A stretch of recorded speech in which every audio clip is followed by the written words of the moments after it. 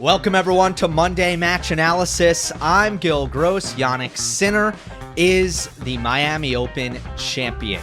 His second career Masters 1000 title, a dominant victory in the final over Grigor Dimitrov. Final score 6-3, 6-1. Yet another triumph at the start of 2024 for Sinner. I've said this already, what I'm about to say, but I want to say it one more time because it's easy to forget, especially a couple months removed from Sinner's Australian Open title. Most players have a hangover after winning their first slam. There are new distractions. There are increased expectations. The field puts a target on your back. This stuff can be tough to deal with, especially when it's all new. But from the moment Sinner won the Australian Open, he's come across as impressively unfazed and unsatisfied. And that second part is key. This was a pretty immaculate run. He lost the first set of the week against Talon Grigspor. He won the next 10.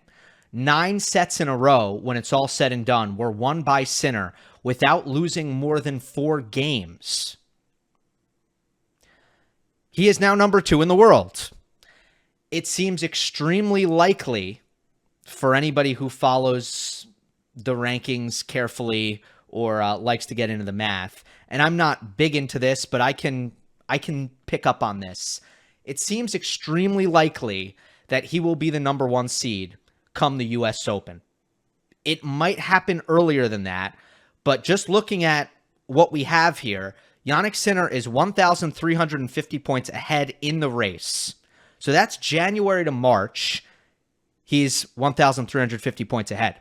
Nobody accumulated more rankings points than Jannik Sinner after the U.S. Open last year. If you add it all up, the 2 500 titles, the ATP Finals final, which is 1,000 points. So more than 2,000 points accumulated after the U.S. Open last year. You put those two things together, and it becomes hard to imagine a world that come August, there is somebody with more rankings points than Jannik Sinner when you add them all up. So he seems on a path to number 1.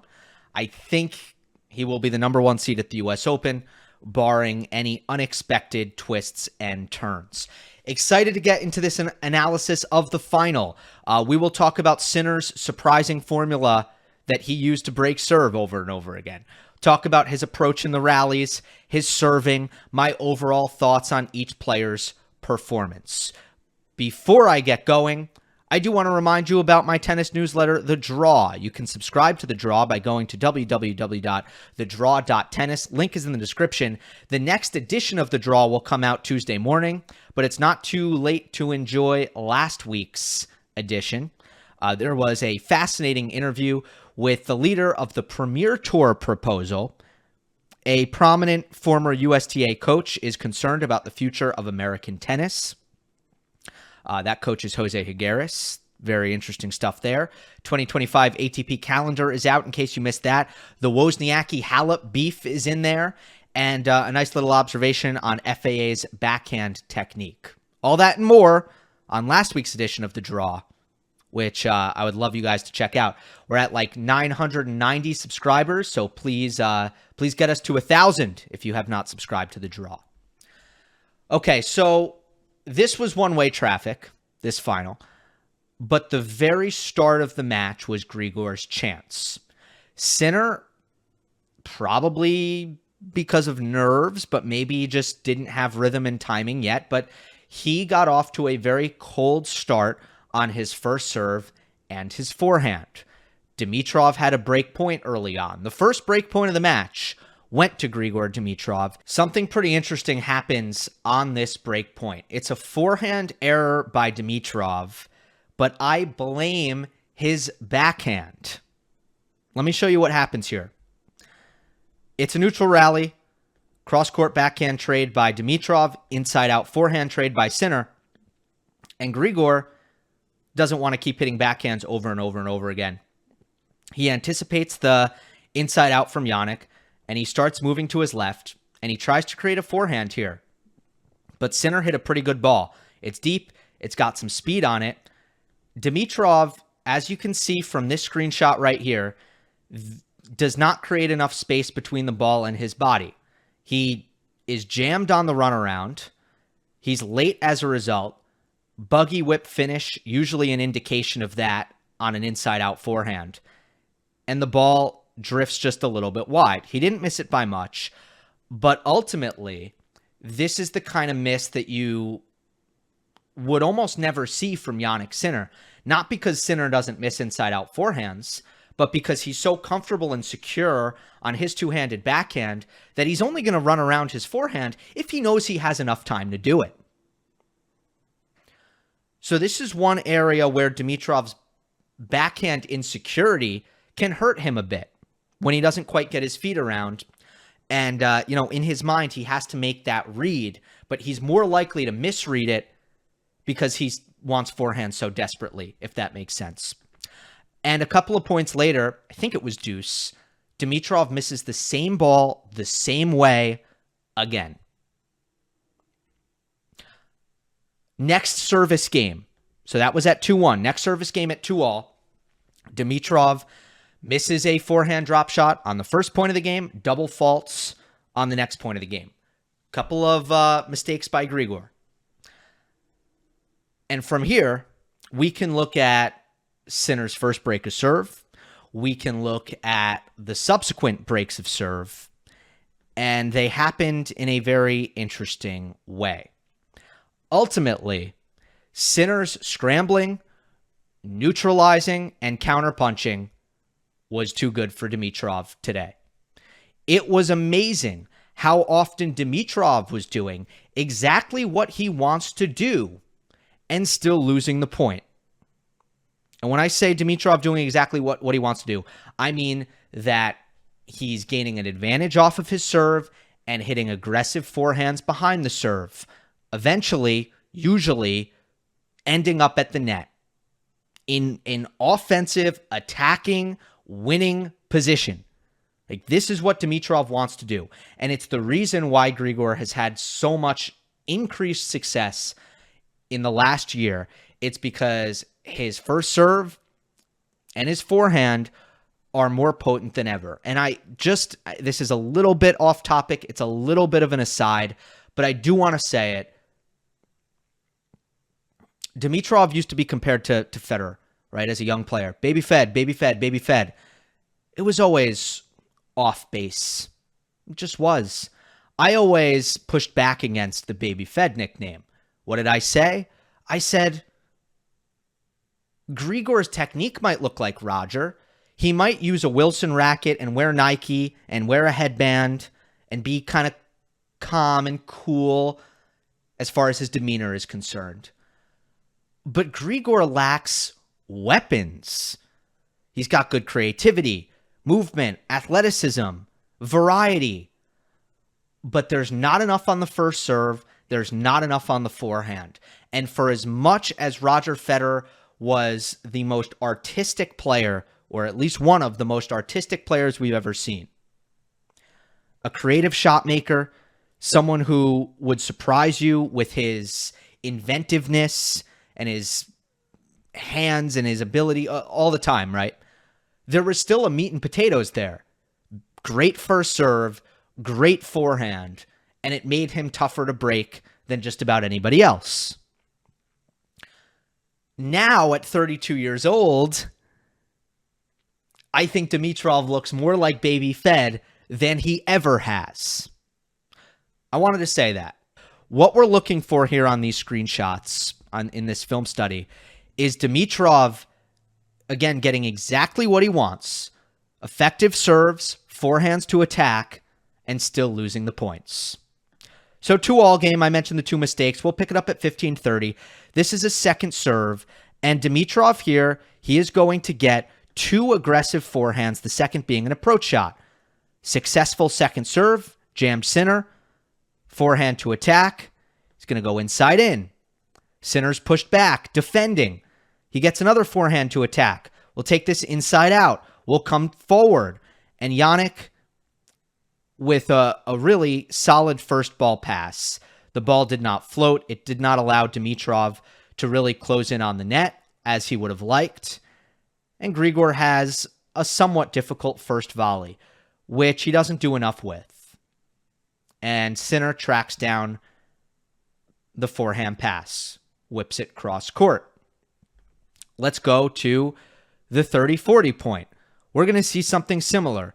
We're going to see Dimitrov get a short return of serve, albeit a backhand, and he's going to hit a slice approach off of it. So here's the first serve. Sinner makes a stretch return, which does have enough angle on it to at least make Dimitrov hit a backhand, but it is very short. So Grigor, slice approach, Sinner moving into his forehand corner, very much on the run when he hits this. And it is from a pretty low contact point as well. And Sinner absolutely pops it down the line for a forehand pass. Dimitrov can barely react to it. There were some people on Twitter, because I did tweet about this point in particular, who said that Dimitrov didn't position himself well at the net. I disagree. I don't know where those people are really coming from. To me, Dimitrov is shaded towards down the line. He has not sold out for the down the line, but this to me is a pretty neutral and appropriate positioning for Dimitrov here. And Sinner just clocks this ball. Like, he just absolutely crushed it on the dead run. And that to me is what made this play ineffective for Dimitrov. Not his positioning at the net, but the fact that the approach shot wasn't good enough to draw a weak passing shot. Now, Hugh Clark also weighed in on Twitter, and his observation was one that I actually agreed with. I tend to agree with him. And it was that the slice approach was too deep in the court, that it needed to be shorter, therefore lower, to bother Sinner a little bit more. So, 2 points where Dimitrov got to attack behind his serve, but he lost both of the points. That's the break for Sinner. Let's go later on in the first set, and I'm going to show you this 3-5 game, Dimitrov serving. And we'll pick it up at 30-40, another break point, and we're going to get another effective serve by Dimitrov, 2 big forehands behind it, approach off the second shot, and we'll see how it plays out. Here's the second serve. Enough time for Dimitrov this time to run around and hit the inside-in forehand into some open court, mind you. Sinner ranging to his right, forehand on the run. Not all that good. This is a play that Dimitrov has destroyed everybody with. The forehand cross court or inside in, and then cutting off the angle and hitting his forehand down the line. He has been so good because of his aggressive footwork on stepping inside the court and hitting approach shot forehands down the line. Look at the footwork here. He cuts it off. He takes it early. He hits it solid. He has open court to work with. Sinner hasn't fully recovered to the middle here. There hasn't been time for him to do that. And he's in amazing position to win this point, but Sinner simply steals it. Open stance, backhand pass, down the line, picture perfect. It's just too good from Jannik. I just showed you 3 passing shots down the stretch of these return games that resulted in the 3 breaks of serve. And while the slice approach shot could have been a little bit better, at the end of the day, Dimitrov didn't do much of anything wrong. And it wasn't just passing shots. Look at how this 5-3 game started. Again, Dimitrov doing enough to earn a forehand to attack, open court to hit into. This forehand could have been a bit better, but he still belted the forehand quite nicely. Sinner defending with his forehand, and look how deep this lands. That is how to neutralize, my friends. And on the next ball, Jannik can actually take the offensive and hit a backhand hard into Dimitrov's backhand, setting up the point exactly how he'd like it to be set up. Sinner finishes with the backhand approach shot on the next ball after that one, but I didn't take the screenshot of that. Let's go to the second set, because I'm not done showing you examples of this. We're going to go 1-2, Dimitrov serving in the second set. It's deuce. Dimitrov is going to hit an incredible +1 forehand. He's going to hit another attacking forehand behind it. And still, he is going to be countered.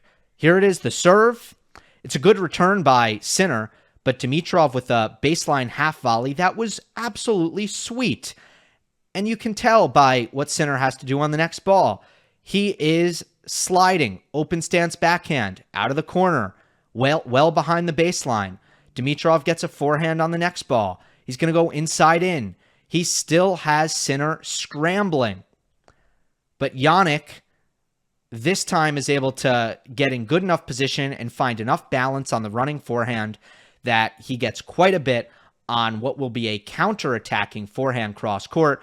And Dimitrov, who was really looking for a short ball, another ball to attack, and he's not going to get it. He's going to be put on the run. And now he has a desperate forehand, which he puts in the net.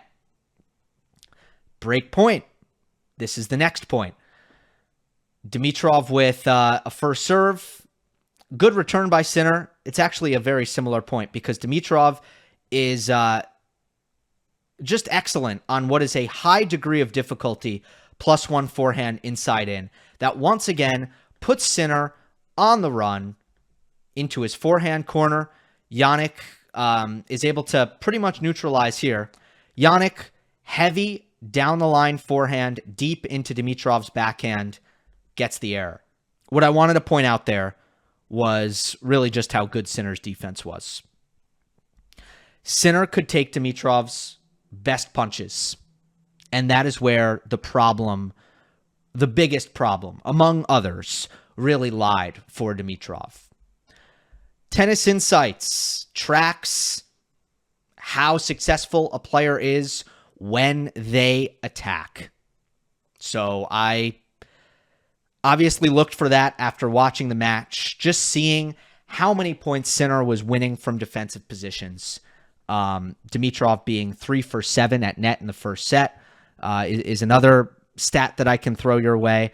But ultimately, Dimitrov's conversion score was 49% against Sinner, which means on points that he was able to attack, he won 49% of those points. His average conversion score in Miami heading into the final was 73%. So, of course, you can flip it around. Sinner's steal score, how often he was able to win after having to defend, 51%, absolutely excellent. These are points I'm talking about where Sinner didn't make great returns, right? And therefore had to defend. Either that or Dimitrov came up with a +1 that put Sinner on defense despite a pretty good return. But there's a separate category of points where Dimitrov couldn't get the first ball forehand that he was looking for.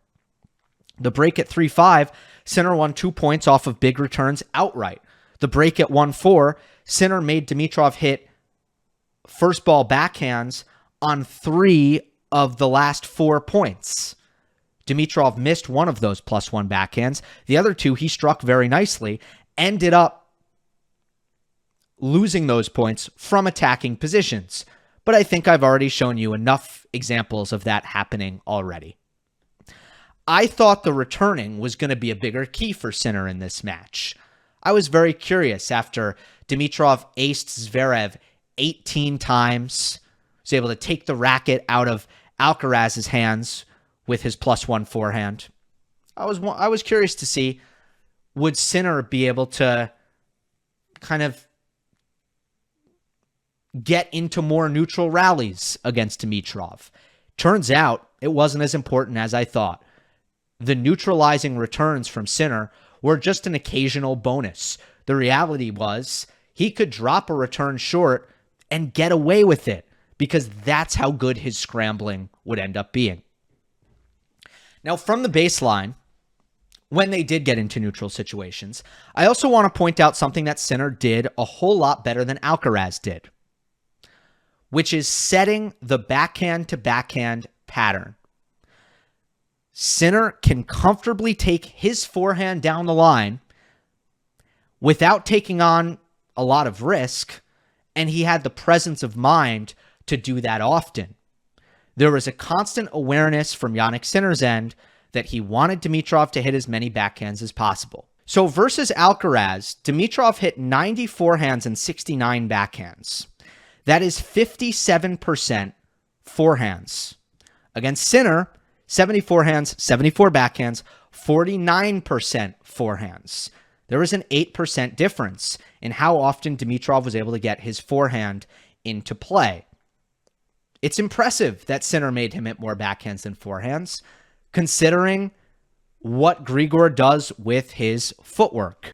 Even though Dimitrov only hit 51% backhands, a much higher percentage of Sinner's balls landed on the ad side of the court towards Grigor's backhand. Tennis Channel showed a Hawkeye graphic at the start of the second set that showed 58% of Sinner's ground strokes landed in Dimitrov's backhand third. He had that presence of mind, which Alcaraz lacked a little bit. Why was that a good thing for Sinner? Well, just look at the backhand unforced errors statistic at the end of the match. Dimitrov hit 12. Sinner hit 0. Of course, Jannik wants to trade backhands with Dimitrov. The stability on that side, the ability to maintain depth and to keep the ball in the court, it's not a contest between these two. So, of course, it's going to benefit Sinner to get the ball there and to keep it there on Dimitrov's backhand. Let's hit Jannik serving real quick. What I was thinking about mostly throughout the match was how Sinner is the best body serve practitioner on tour. I don't think, look, it is neglected by a lot of players. A lot of players just don't even hit it. We talked about Sinner using it against Medvedev, who is specifically uncomfortable with it when he is in a return position that he has spent a lot of his career, especially in the last 5 or so years, specifically avoiding that closer return position, opening himself up for the body serve. Dimitrov is someone who stands even closer in, and Sinner was not about to go away from the body serve in this matchup either. Here is the spread visually, again for those watching on YouTube, where you can see Sinner's first serve location. First of all, again, the backhand return is being attacked on a really, really consistent basis. He's going to the forehand as a changeup, as an occasional play, just to make it so that Dimitrov can't completely disregard the possibility that Sinner might serve to his forehand. You still want to just maintain an ounce of unpredictability. But for Sinner, mixing it up was not going to be the game plan here. It was going to be to mostly just pound Dimitrov's backhand return and also mix in the body serve. 7 body serves, if you look at just the first delivery, and he won 6 out of the 7 points. Sinner averaged 125 miles per hour on his first serve. It doesn't matter that he only made 56%. He won 88%. That is a great serving day. Dimitrov came out driving the second serve return. Against Alcaraz, he was driving it. Against Zverev, he was chipping it to start, and then he started driving it. And against Sinner, again, I think it's a sign of respect. He knew that he needed to play his very, very best, and that would mean being aggressive and offensive on the second return. What did Alcaraz not do until it was far too late? The body serve. What did Sinner do on his second serve? A ton of body serves. Grigor needs to take the ball early if he wants to get on top of the kick serve. So slicing it hard into the body is the remedy. There's a couple times on the ad side where he'd go hard straight into the forehand, but for the most part, the goal for Sinner on the second serve was just to jam up Dimitrov on that backhand side. So it was great serving tactics by Sinner in this one. You put it all together, in my opinion, this was a Performance of the Year candidate from Jannik Sinner. We'll have to see. That is a category on the Monday Match Analysis Awards, Performance of the Year.